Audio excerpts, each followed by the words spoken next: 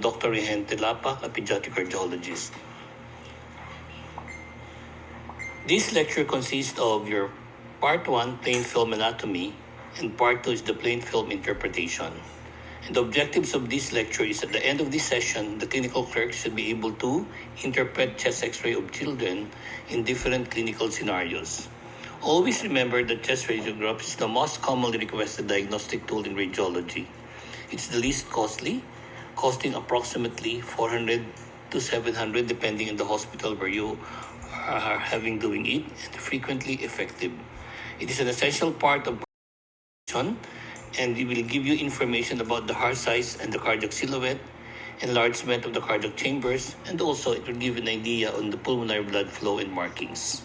And for the introduction, the evaluation of the chest film in the cardiac patient involves the sequential logical assessment and the correlation of both the anatomic and physiologic information available on the postero-anterior and lateral radiographs. Basic concepts. The disease itself is not seen on X-ray. It is used to confirm the presence or absence of a disease process, and the physical alterations resulting from the diseases are seen. Let's start with the evaluation criteria for a good PA projection. First is that there is no rotation. What you have to do is to look for the sternal ends of the clavicle for asymmetric appearance in relationship to the spine. Both the right and left sternal ends of the clavicle will be at the same distance from the center line of the spine. Look at the red arrows, and the direction of rotation can be determined by which sternal end of the clavicle is closest to the spina. Second is that the trachea is visible midline. Third is that the entire lungs from apices to the costophrenic angle should be clearly demonstrated. And the scapula should be projected outside the lung fields. Also, the 10 posterior ribs should be visible above the diaphragm. And there is a sharp outline of the heart and the diaphragm. A faint shadow of the ribs and the superior thoracic vertebrae is visible through the heart shadow. Let's go now to the posterior-anterior view.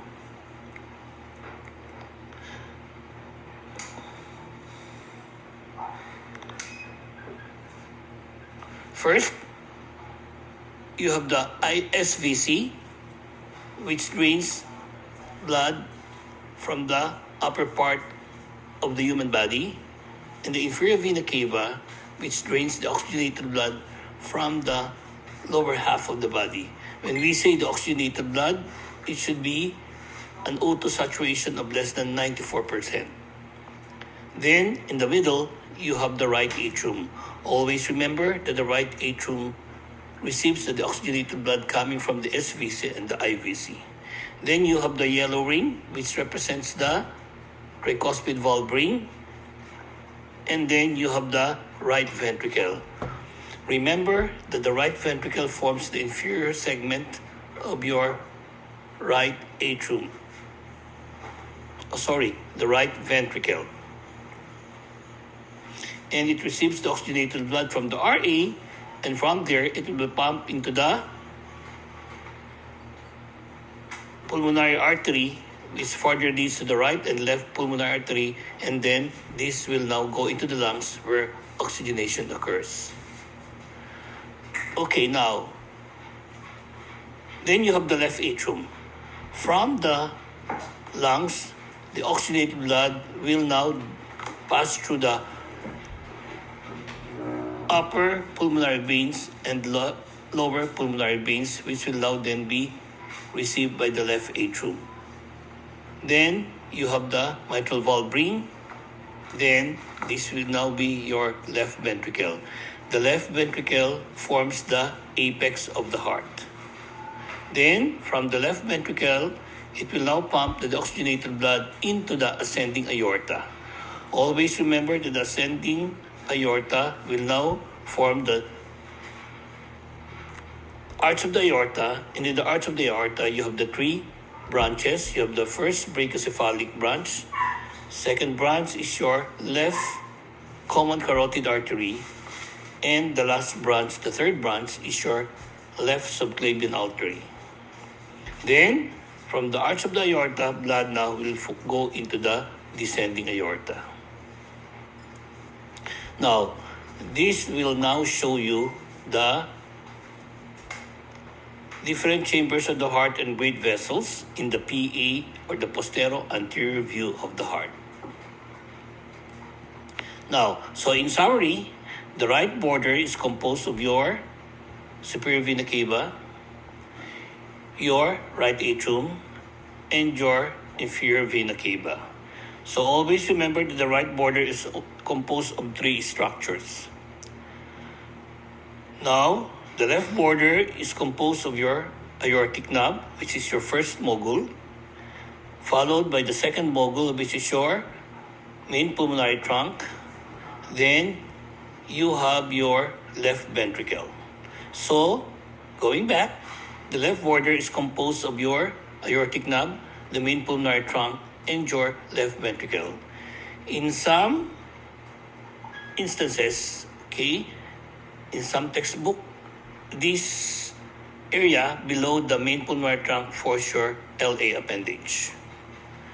Okay, now, this drawing will show you the pulmonary arteries, which is the right and the left pulmonary arteries, and your pulmonary veins, okay, which are four. You have your left pulmonary vein, your left lower pulmonary vein, your right upper pulmonary vein, and your right lower pulmonary vein. Now, this is just a summary of your AP view of the heart. You have the right paratracheal stripe, your interlobar artery, your right atrium. This is your azygos esophageal recess. Okay? Then on the left side, you have your aortic knob, the pulmonary trunk, your left atrial appendage, your para-aortic line, your left ventricle, and your paraspinal line. Okay, now, again, this slide shows you the normal contours of the heart and the mediastinum. You have the right cardiomediastinal contour from the superior to the inferior vena cava. Okay, now, the next slide shows you a summary of the normal contours of the heart and the mediastinum.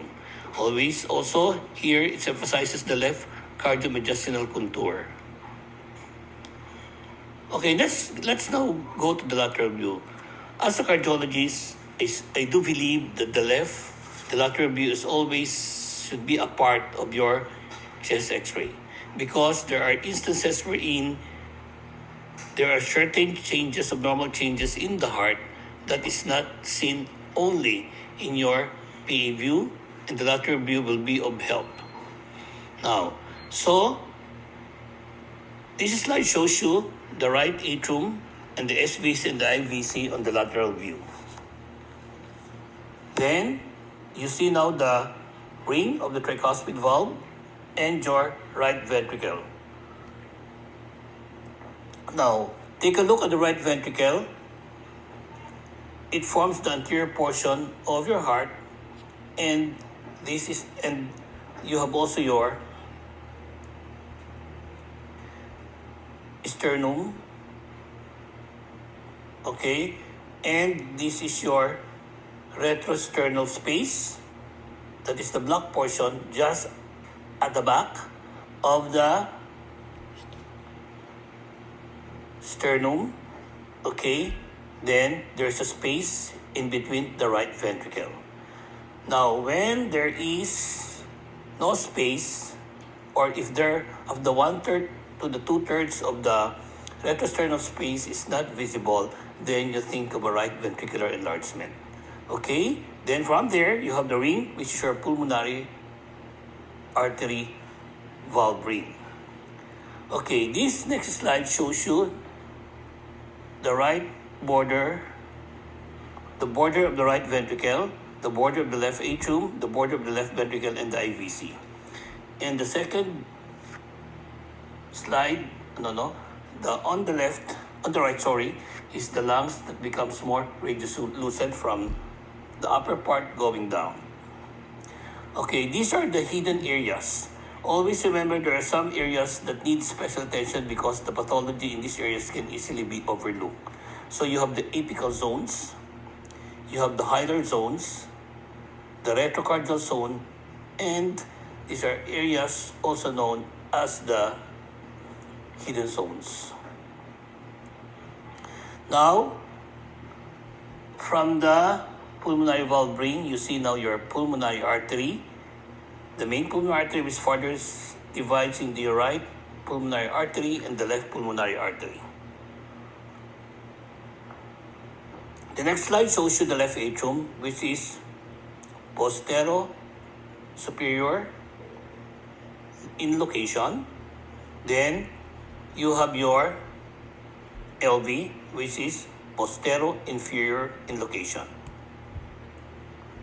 Then from the LV, you have your ascending aorta, the arch, and the descending aorta.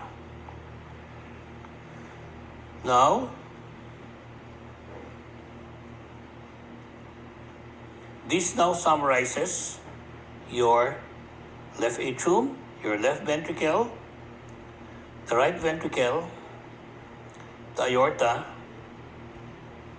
as well as your main pulmonary artery, and your inferior vena cava, as well as your pulmonary arteries, your left, your right, then your pulmonary veins. Okay, that ends the first part of the 3 segments of the slides.